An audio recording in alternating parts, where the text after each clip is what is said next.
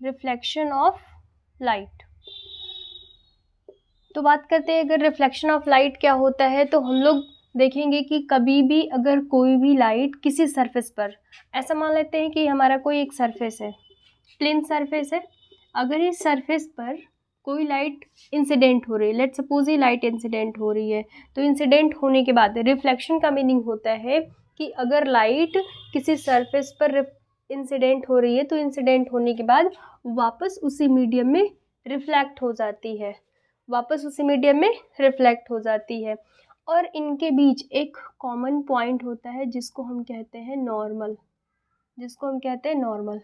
तो इस normal point से इंसिडेंट लाइट और रिफ्लेक्टेड रे कॉमन होता है। अब अगर हम बात करें कि नॉर्मल पॉइंट और इंसिडेंट रे, ये है आपका इंसिडेंट रे और ये है रिफ्लेक्टेड रे, रिफ्लेक्टेड रे।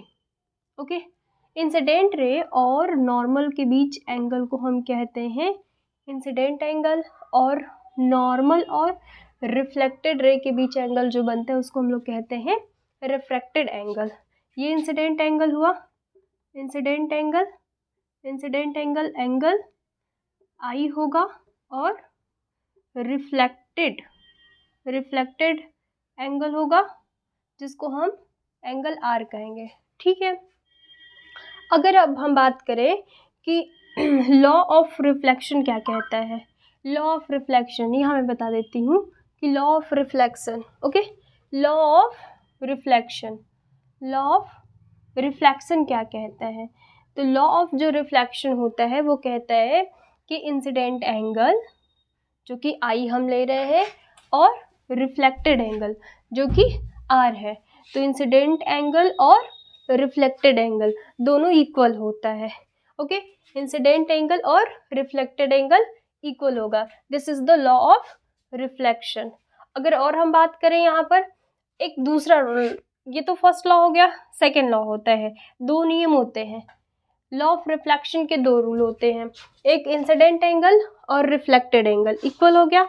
दूसरा कहता है कि अगर कभी भी इंसिडेंट रे, अगर कभी भी incident ray and incident ray and reflected ray, reflected ray and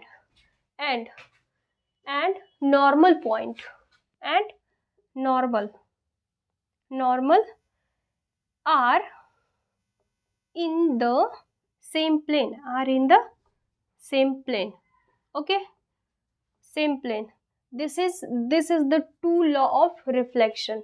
what is the reflection, ये बात समझ में आ गई, लॉ ऑफ रिफ्लेक्शन क्या होता है ये बात समझ में आ गई, पहला लॉ ये हो गया, दूसरा लॉ ये हो गया, यही दो लॉ होते हैं और यही लॉ ऑफ रिफ्लेक्शन होता है। अगर लॉ ऑफ रिफ्लेक्शन के एग्जाम्पल हम देखेंगे तो उस पर भी हम लोग डिस्कस करेंगे कि लॉ ऑफ रिफ्लेक्शन क्या होता है। Thank you.